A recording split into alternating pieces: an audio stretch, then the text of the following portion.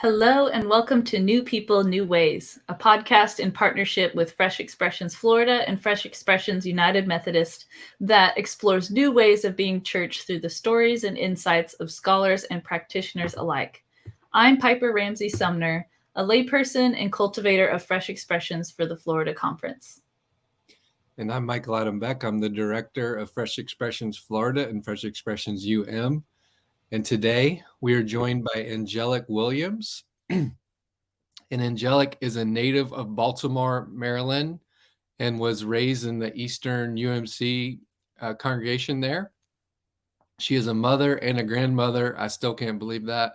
And currently bi-vocational, pastoring St Lukes UMC in Baltimore and working full-time in insurance investigations. She's also a seminary student at St. Mary's Seminary, and her undergraduate studies were at Rawlins College, #1 in the South, located in Winter Park, Florida. And she has served the church in administration, youth and prayer ministry, but her true love has always been evangelism, outreach, and international missions.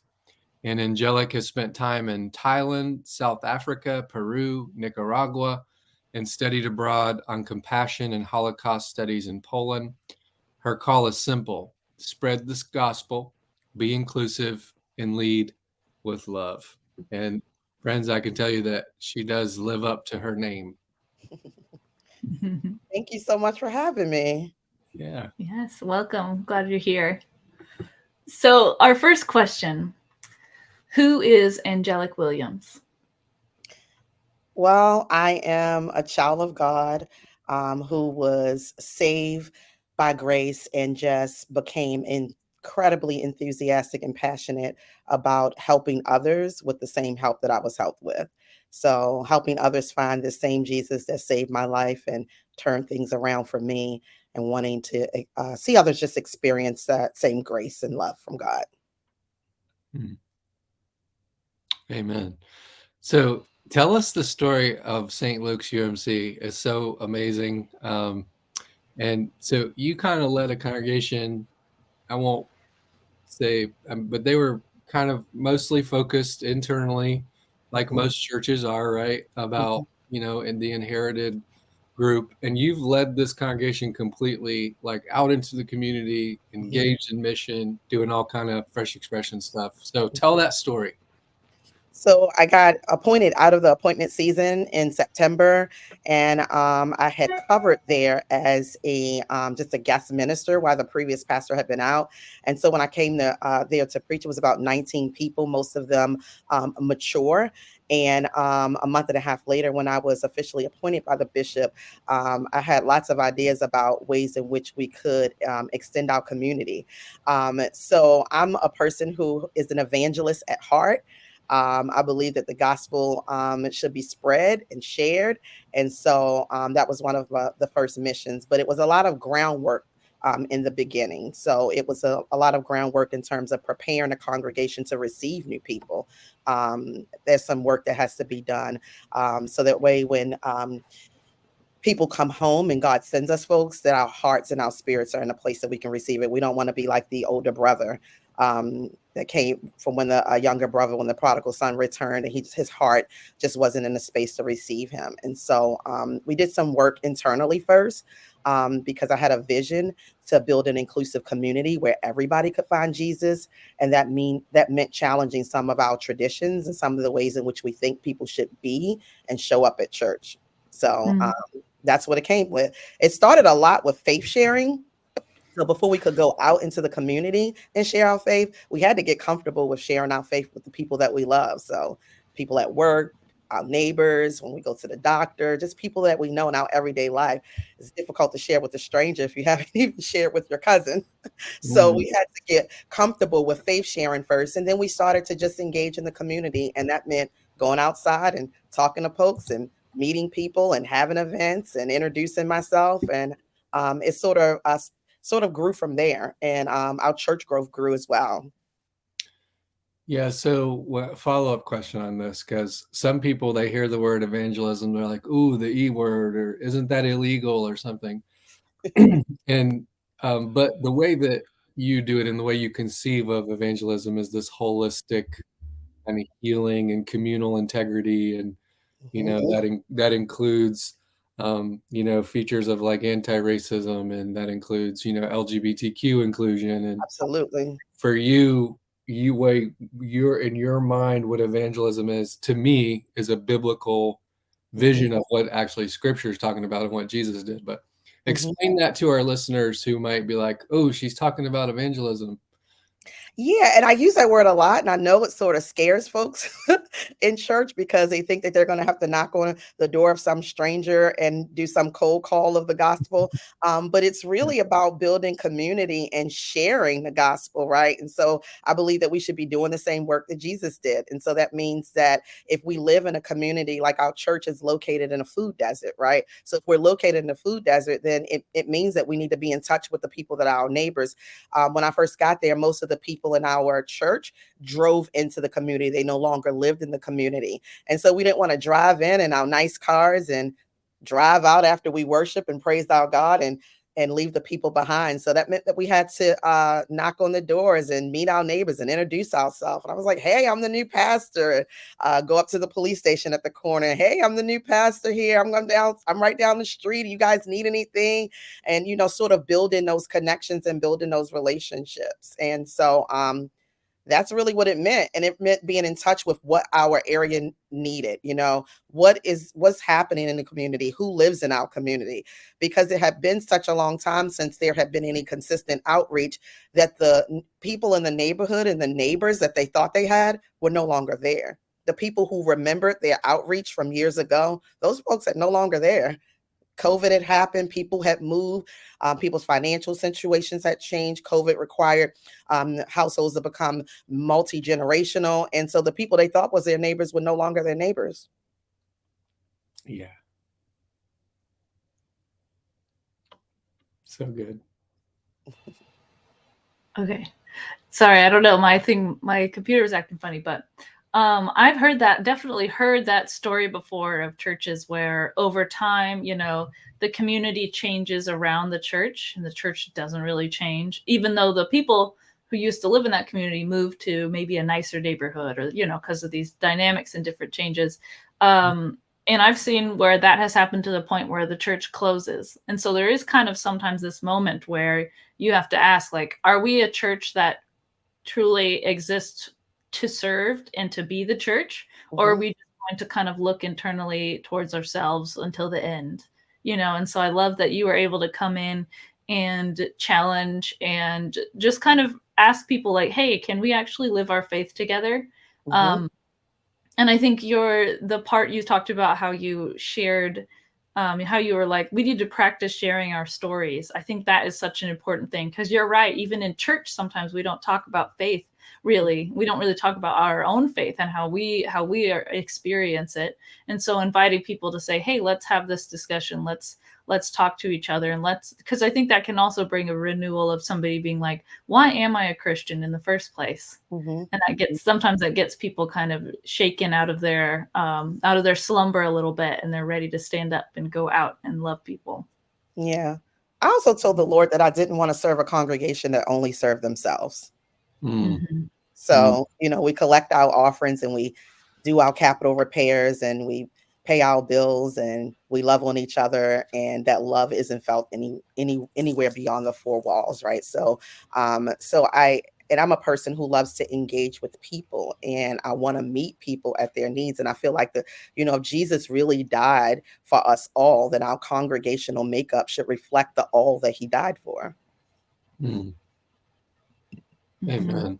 Yeah, that requires a lot of intentionality, right? So that means that you have to, and this is one of the things that I always say, you can't expect God to send you what you don't make space for. So we didn't have young people because we did not make space for young people. But when we begin to make space for young people and begin to be able to love people past the holes in their jeans, then what happened is the whole population that we were missing ended up coming, and people felt comfortable inviting folks in that age demographic that are in their own lives because we had created space for them. And so you can't have or receive what you don't make space for.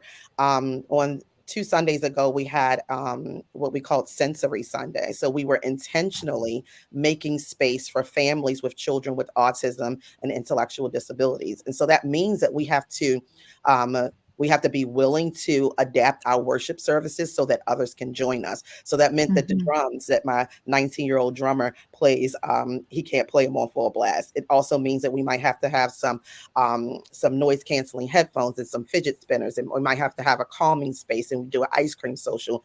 And maybe people just read the announcements for themselves instead of us reading them for them out loud, and to make the worship service more succinct so that we can make space for families who are concerned about having like a longer worship experience so that they can join us and be able to practice their faith as well. But that takes intentionality. You have to do that on purpose. See, one of the things that I love about you and your ministry is, so you are definitely Fresh Expression, doing these things out in the community, listening, building community, sharing faith, forming little communal life in Jesus pockets all over the place. But you have not left the inherited church in the rear view. Like in your ministry, it's so integrated, and you're doing these things that, like, your church is the fastest growing in your conference, right?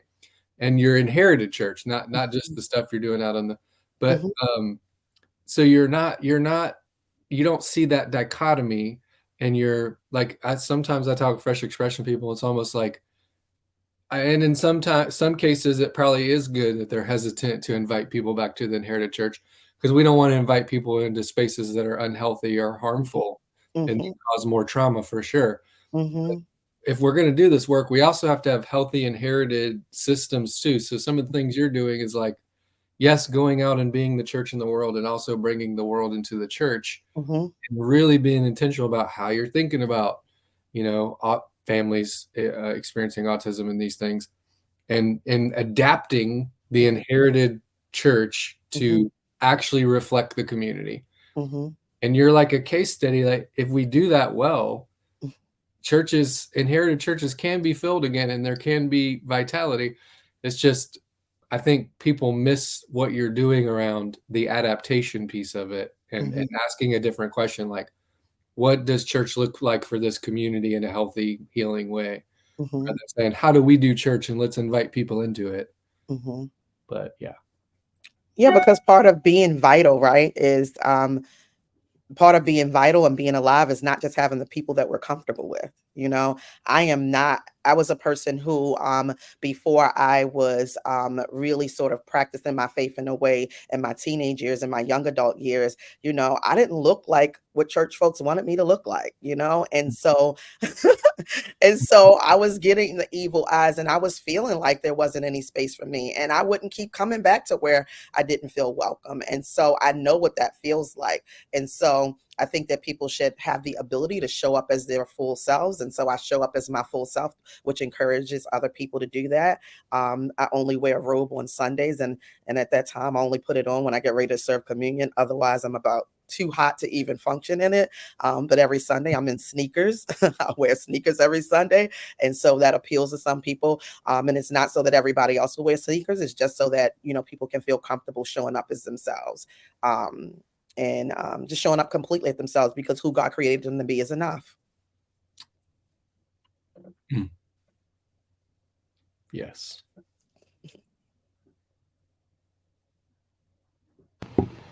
That's so good. I think it's a challenge to get and that kind of growth where it can happen within your church and outside of it. And the invitational, like, come as you are, is such an important thing, especially now how our culture is changing, and a lot of people are wary of church for lots of different reasons. And I think that that Sensory Sunday is a really good example of contextual intelligence, which is something that came out of like Harvard Business School or something. It's kind of talked about this, and Michael has written about it, but it's this idea that you learn from and adapt to your environment. And so, like, really successful businesses do that by kind of keeping up with the times and being able to take in new information and adapt what they do to fit. And then we find that with Fresh Expressions, that means understanding the dreams and the goals and the needs of and the cultural background, and maybe even some of the baggage that people are carrying with them when you go out to build community with them. And so in what ways, I think that was a good example of contextual intelligence, but how else have you found, or maybe have folks in your congregation surprised you with their own contextual intelligence? I think the main thing is that we have to continue to do our homework on the community that we serve, right? So we have to know what we're living among, because oftentimes what we do is we create programs and we do outreach based upon what we think people want and what we think people need. And so it's important for us to understand our audience, understand the people that we're trying to do.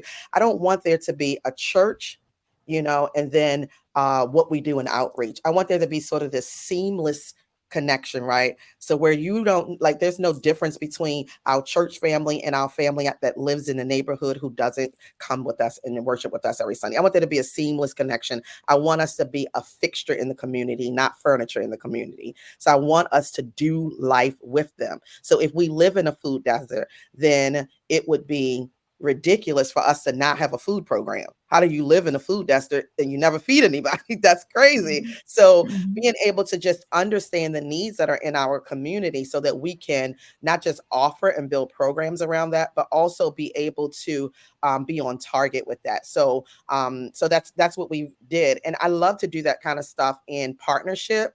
We don't have a lot of money, right? But not having a lot of money is not an excuse to do nothing. Is sort of my famous saying to them. So even if we only have a little bit of money, I mean, Jesus wasn't walking around with a budget. And so that's one of the things that you have to consider.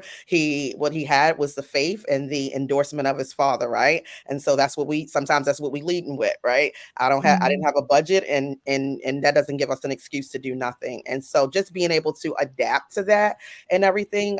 So one of the things that we have coming up, as a matter of fact, this coming Saturday will be our inaugural distribution, is something we're doing in collaboration and in partnership, right? Because I believe in collaboration and partnership, because I feel that our reach can be so much more when we partner with others. If I have my little bit and you have your little bit, what more could we accomplish if we put those two things together? And so our inaugural distribution of what we call a clergy and congregational collaboration, it's called 2 Fish and 5 Loaves, right? And so it's adopted off the miracle story of 2 fish and 5 loaves. And in this case, we're talking about 5 loads of laundry. So what we're doing is we are distributing food, and we're also giving emergency detergent kits for 5 loads of laundry, because what we found is that there are 1 in 6 children who don't go to school because they don't have clean laundry, and that it's a huge source of bullying. So what we're trying to do is we're trying to attack the food issue and some of the things that come with the systemic poverty that we see in our neighborhood, right?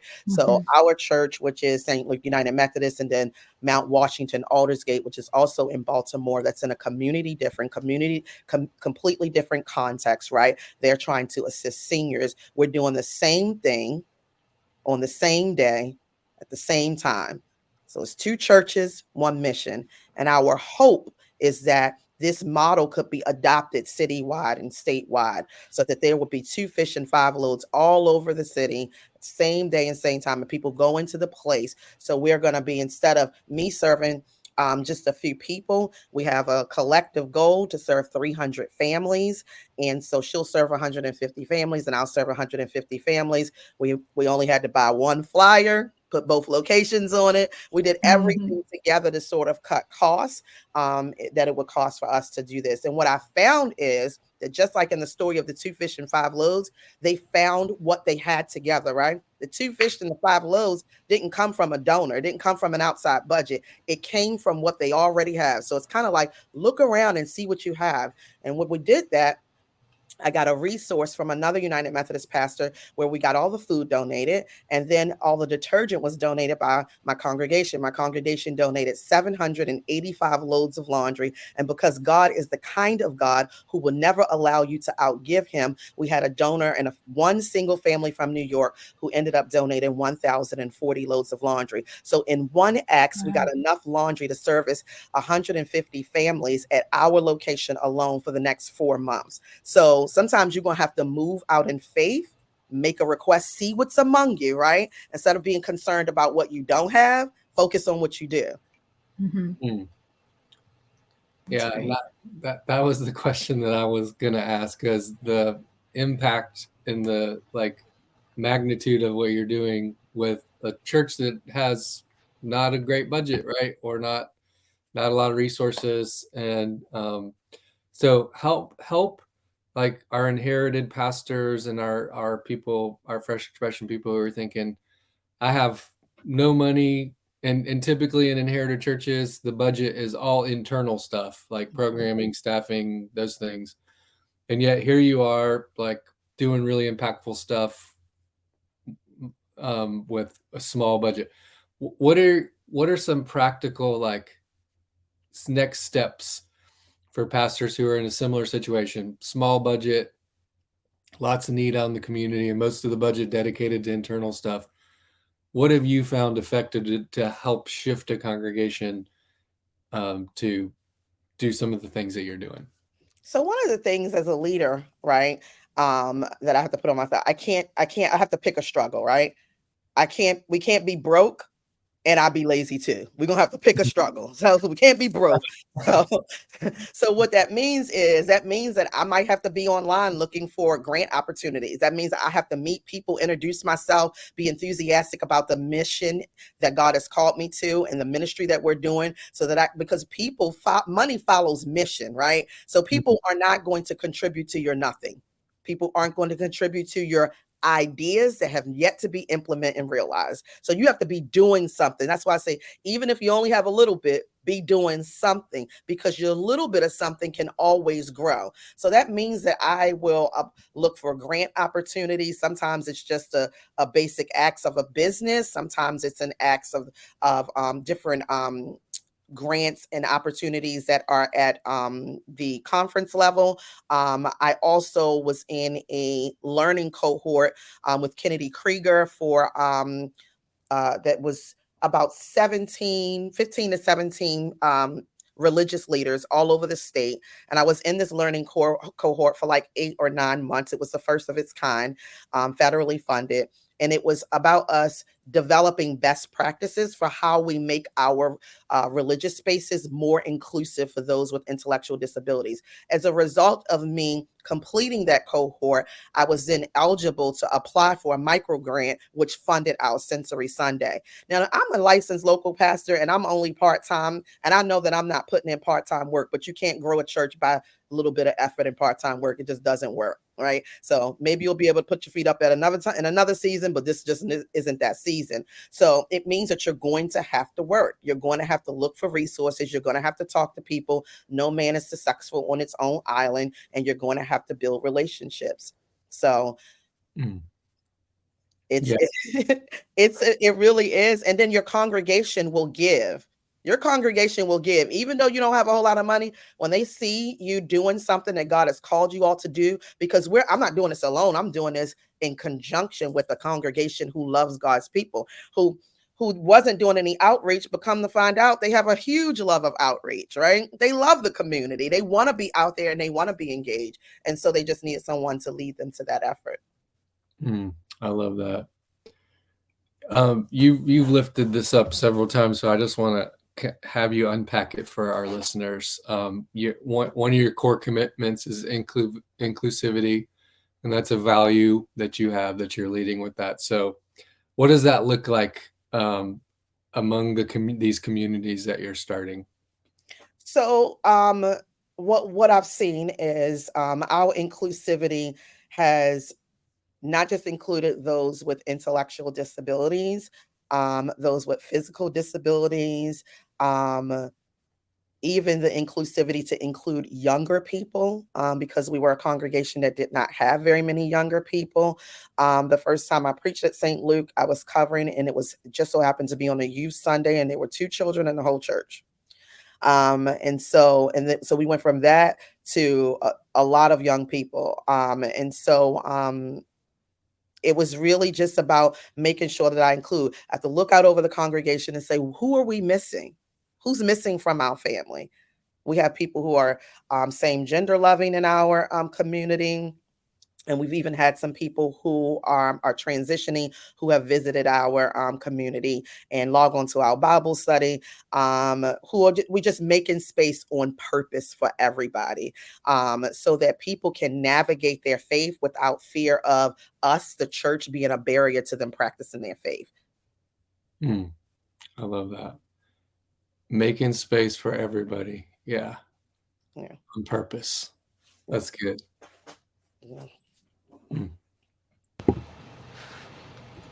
I would love to hear more about how, maybe more examples of how, like, going out into your community. So you have the laundry and the food. What other things do you do? So we do a vacation Bible school, and my outreach director, Miss Wanda, is, I don't know, a godsend. I mean, a literal godsend. And she loves that community, and she will go out. She knock on doors. We walk through. There's a housing project nearby, so we'll go out. We'll pass out flyers. We'll talk and engage people.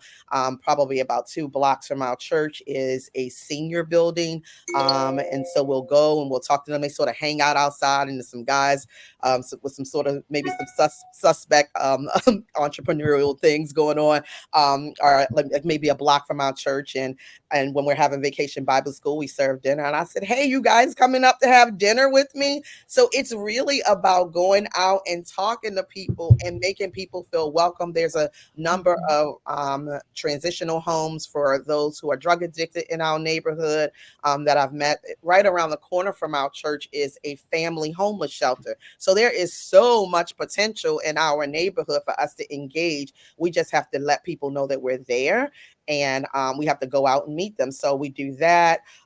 We do the food. We do a community cookout where we block off 2 blocks of the street. We give out tons of food, have games. That's going to be on June 8th. Our second one will be in June 8th. The fire department comes, the library comes and give out like 250, 300 books.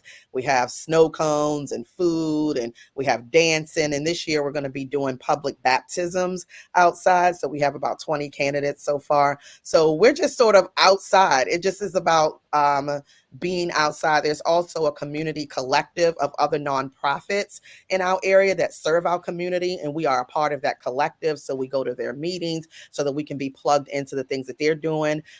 We offer our space for them to come in, and they did cookies with Santa. So we want to be a part of the life that's going in the community, even if it's not something that we're leading and we're doing. How can we participate in what it's doing? Maybe it's a neighborhood walk or a neighborhood prayer walk that a group of clergy is doing, or that our councilman is doing. How can we be a part of the community life? So those 20-something baptisms and kind of counting that you're getting ready for, where will those actually take place? They're going to take place right outside on the sidewalk. So we have a pool. We have a pool that we have there, and we're going to give folks testimonies, and we're going to give them a dip. I have invited another pastor who is a brand new pastor as well. We just did a collaboration, 3 of us, called the Freshman Collaboration, because we're all new to this pastoring thing. And so we try and support each other. So she's going to bring her candidates because she doesn't have a pool at her church. And so we're going to do it together. We're going to have a pool right out front, and we're going to baptize. Right out on the street. Right out on the street. I love that. So that everybody can celebrate, and Yeah. And hopefully somebody will be inspired to want to know this amazing Jesus that we serve. But we have to have our faith on display. So if all of our baptisms take place behind closed doors, and the community doesn't get to see it, they don't get to see that tangible thing that we're doing when people are taking that first step in terms of walking out their faith. So I'm super excited about that. I love it. I love how holistically you're thinking about all that. And I have some follow-up questions. So one, I want to know what makes you tick. Like, why is this such a passion for you? Like your story that leads up to this. And then I know you've studied compassion and like Holocaust studies abroad. So, and if there's any intersection there, but tell us a little bit about that too. So, I am a reflection of the family that I grew up in. And so the family that I grew up in are people who serve. right? So I didn't grow up in a family where we were looking to be served. We were the family who served. So I would resent my mom for making me get my best friend and tote a whole pot of soup where my friend carried one handle and I carried the other handle all the way up to the other end of our block to give to the lady who had a house full of foster children because my mom had made a big pot of stew. I would always be embarrassed and everything. And so I was raised to give and to serve. I was a hugger at the Special Olympics for the first time when I was 11. I had to go with my mom. My mom's been a communion steward in United Methodist Church longer than I've been alive. And so I had to go with my mom as a kid when she was serving communion and praying for the sick. And so that's just a family that I grew up in, where you made a cover dish and invited the neighbors over, where you showed up at somebody's house with dinner. So that's sort of where it comes from. I, was raised to serve others. And then there was a time in my life where I was like, I don't want to do this. This is like, I don't want to do this. I want to go out and have fun with my friends. And I had that phase. And but even then, and even in that setting, I was still serving people. I just didn't realize it was happening. So I think it's part of my DNA. Um, but I think the passion for others and wanting to spread the gospel comes from knowing God and still being lost. So being raised in the church and still straying away and losing my way. And so God's just given me this burden for the lost, that I hope will rub off on every person that I meet, that we would go out and we would do the work that he called us to do when he gave us the Great Commission, right? That we would go and make baptize folks and make sure that they know that the kingdom of God is at hand. I want people to know Jesus. I mean, I don't exist for any other reason but to tell people about Jesus. So, Yeah. So tell us what the compassion studies and your abroad studies have kind of looked like, and maybe some key insights. Yeah, so I think studying abroad and on the Holocaust and walking the streets of Auschwitz too, and walking the land at Birkenau and Majdanek and all of these different concentration camps, and seeing them situated right in the middle of communities where people live. Right, they aren't in these remote places. They're in the middle of communities. Right, at Birkenau, people's backyards back up to where the crematorium is. Right, and so when I was studying about that, it really allowed me to be able to see people suffering and be able to sort of appeal to people's humanity, right? That suffering hurts and it's difficult no matter who you are, right? And so it wasn't just African Americans, in the transatlantic slave trade, but there's all kinds of people and all kind of hurt in the world. And how can I make that better? How can I be a contributor to putting some salve, if you will, on the pain that's in our culture and in our society, right? And the only salve I know is salvation. Literally the only salve that I know. It's the salve that healed me, and I believe it's the salve that'll heal the world. But I don't want the world to continue to hurt because no one has the boldness or the audacity to offer themselves. I don't want to live in a dehydrated culture and know that Jesus is the provider of living water and never offer anyone a drink. Just exist in the dehydrated culture. I want to give people something to drink. Mm-hmm. That's good. I just caught the Holy Ghost right there.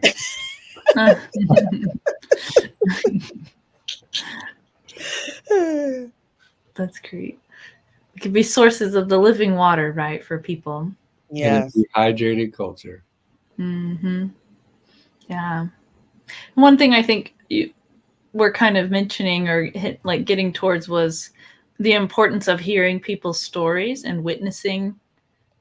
Suffering is not something that we want to think about, but it's part of it. Happens to people, and it happens to everybody. Is hurt in some kind of way, and there's different degrees to it, and the most extremes to the less extremes. And allowing ourselves to be open to that and to really experience the empathy and I don't know, I think that's something that Michael talks about when you talk about the compassion of Jesus. It's something that he was like physically had a reaction to the suffering of other people and his care for other people. And I think when that is those kinds of moments when we allow ourselves to experience that, and even though it is uncomfortable and it's painful, even just to witness and hear the stories of other people, it also can motorcycle went by. It's also something. I know I live in an apartment complex, but there's somebody drives really fast through here. But anyway, people's stories, hearing them, it can change us, and I do think it spurs us into action. I think maybe Michael, you can talk about this some. We talked about this idea of witness as opposed to witness, like let your witness, about the idea of suffering alongside people or being with the sufferer. If you want to talk about that, Michael, maybe that's your thing, one of your things. And I'd love to hear Angelic, like you dig deeper with this too, but just like as you were sharing about the dehydration culture and we have this living water. The way that I kind of can see that most pronounced is like the epidemic of loneliness and isolation. Like we know that's our social condition. There's data, sociologists doing research, increase in mental illness, increase in suicide, substance abuse, overdose deaths. And it's about loneliness. Mm-hmm. And like what I see you doing is creating connection and relationships that's literally healing people's lives, which is what Jesus did. Mm-hmm. Right? It wasn't just the message that he fired at people. It was sharing life with them or witness or being with them in their good, their bad, their ugly, and I think his move to the bowel gut reaction with and love, that's the clearest like articulation of God's character. Mm-hmm. Is when we see Jesus move with love to heal and to bless, and that we're seeing like into a window into the heart of God. Mm-hmm. And the salve of salvation, as you described it, is about community, and it's about knowing that you're loved, and it's about having a safe space where you can be in community with others. Mm-hmm. Like you said, it comes down to at some level a courage and a boldness thing. Mm-hmm. Like we have this precious gift. Mm-hmm. How selfish of it would it be for us to hold that back to ourselves, right? Right. Not. You're teaching your people to go out and to share this and create community. Mm-hmm. And so, yeah, say more about that. I think it's it really is interesting, because I think what happens is that there's a lot of topics, right, that are taboo that the church doesn't talk about, right? And so topics that, we just sort of avoid, right? And so those are the things that I try and talk about, right? And so I'm very open and transparent with my congregation that I am a huge believer in therapy. And so and that our mental health should be in check. I believe in both Jesus, prayer, and therapy. And so they know that I'm a Wednesday at 2 kind of a girl, is usually when I have my therapy, and I'm very transparent and open about that. And so, yes, we're going to pray, and yes, I'll counsel and we'll talk, but sometimes it means that, you ever think about therapy, and that's okay. And that's okay. And so I think that, growing up, no one ever talked about therapy, right? Nobody ever talked about getting this sort of outside help. And I don't want it to be a taboo topic. I don't want people to be uncomfortable and not be able to be transparent about where they are. I don't want them to be a prisoner to the thoughts that are in their mind, right? So I want to do more than just tell them to renew their mind daily by reading the word, right? I want to tell them to do more than that. And so I think it's important for us to talk about those taboo topics. I know that in my teenage years, I was wrestling with a lot of different emotions and hormones. And then I went through a stage where I was very sexual, right? Well, church wasn't talking about that. What do I do? What do I do with all those emotions? How do I get help, right? I can call you and I can say, help and pray for me, right? And that's acceptable, right? When I say, help and pray for me, my diabetes or my blood pressure is high, I need to be able to call you and say, you know what, Michael, you know what? I got this boyfriend and it's getting hot. I'm gonna need some help. I'm gonna need some prayer. But no, that isn't churchy, right? That isn't sort of the acceptable prayer request, right? But I want to teach people that we have to help each other do life. We're teaching each other how to walk out this life. And if the Bible is telling us to be ye holy as I am holy, I gotta be able to help walk you through that, right?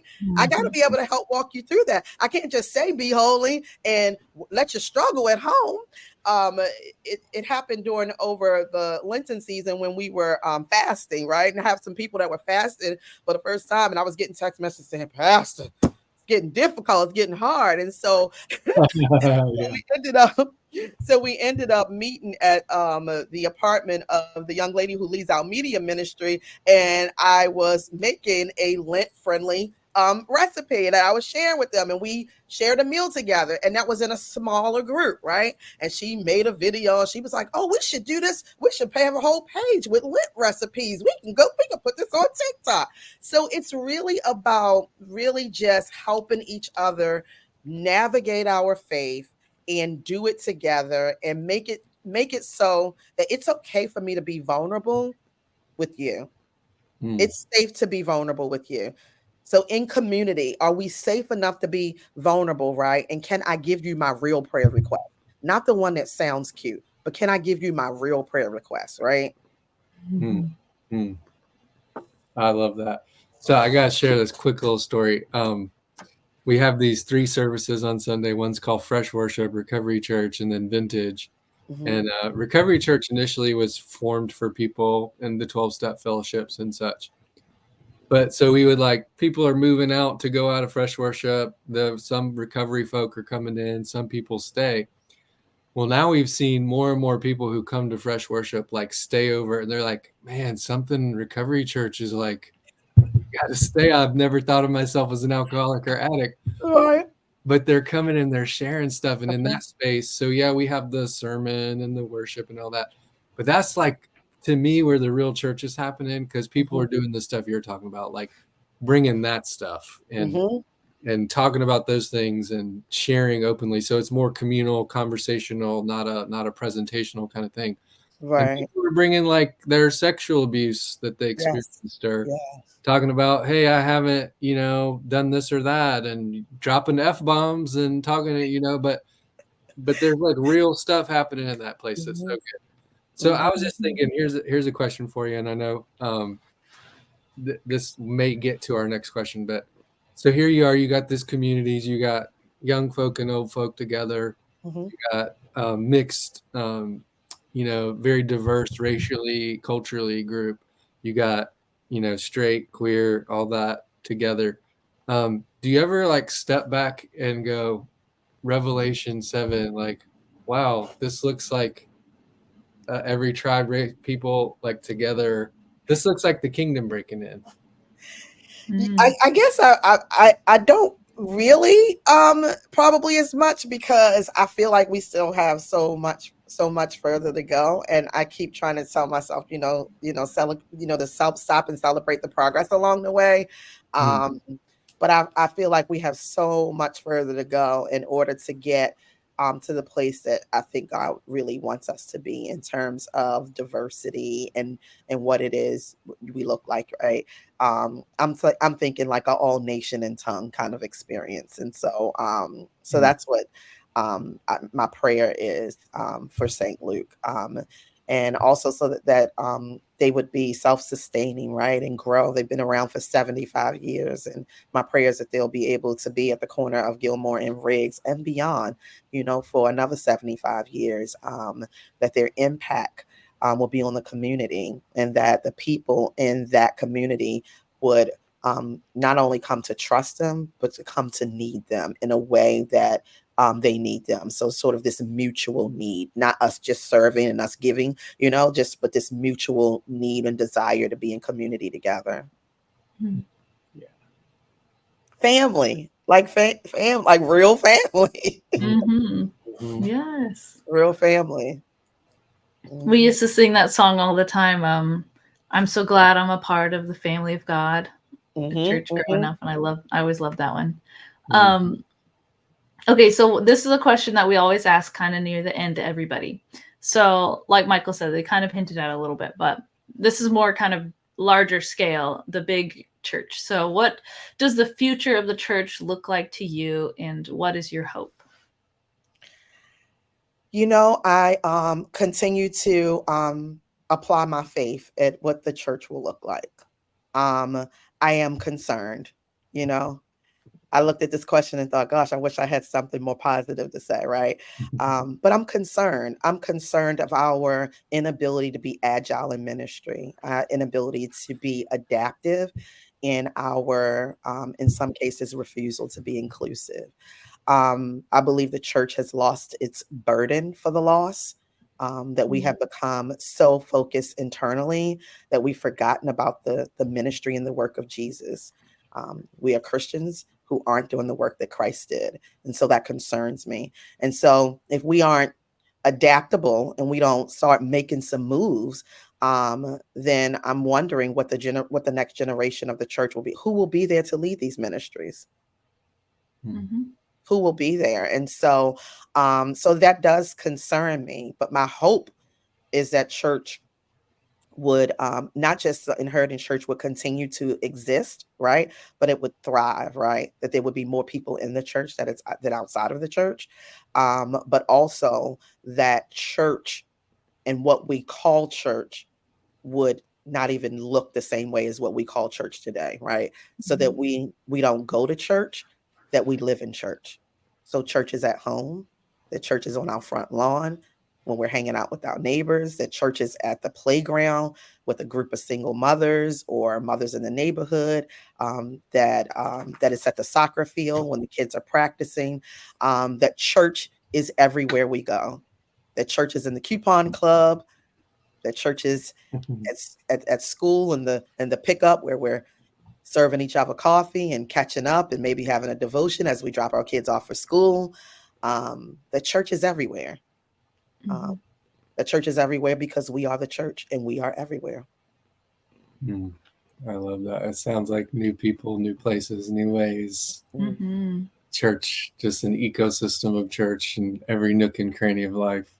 So good. And I meant to just celebrate how you shared about deep commitment to prayer and belief in God's healing, power and ability, and holding that together with, and we need therapy, and we need to go to 12-step groups. We need to, and none of that's bad. And we can have honest conversations about that.